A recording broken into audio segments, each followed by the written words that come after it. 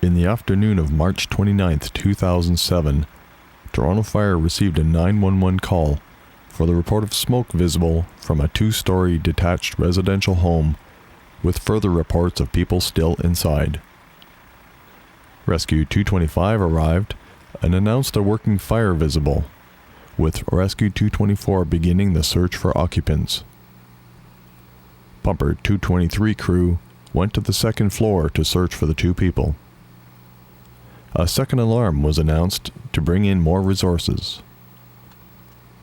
After being on the second floor for a few minutes conducting a primary search for occupants, Pumper 223 reported flames visible. Fire had traveled up from the basement and was now starting to go into the roof. Temperatures began to soar, with fire rapidly escalating as the firefighters continued to desperately try to locate 2 people reported to be inside. Under extreme heat conditions, and as flames began to consume the second-floor room, Pumper 223 captain activated his personal alert system, reporting trouble. Seconds later, with fire rolling over their heads, the crew of Pumper 223 had to make a rapid escape.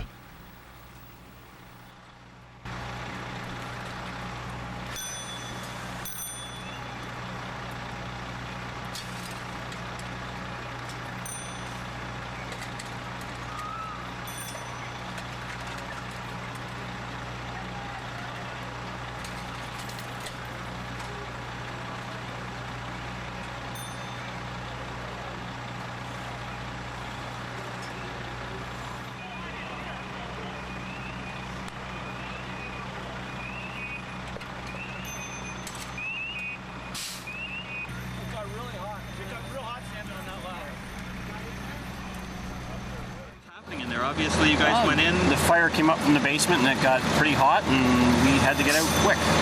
So you were what? First guy? First guy out, got out feet first and got stuck, and walked these guys from getting out. So what's going through your mind?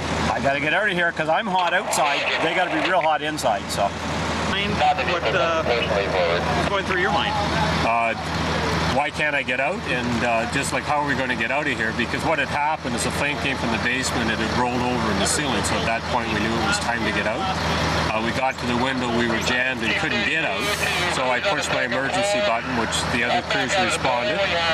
Mark bailed out the window, took off his SCBA. And my RIT training, which is rapid intervention training, kicked in.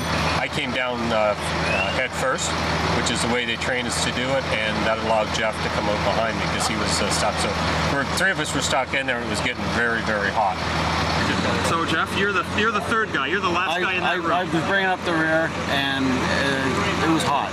It was a hot fire. We went in and we did the initial search, and then when we went back in with the hose line, we discovered flames coming up the wall. I hit the flames, maybe 15-20 seconds, and then it curled over on top, over the roof, and that's when it was time to get out.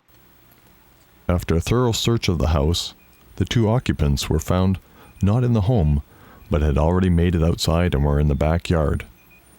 4 firefighters were injured that day, but thankfully due to the rapid intervention training, they escaped with only minor injuries.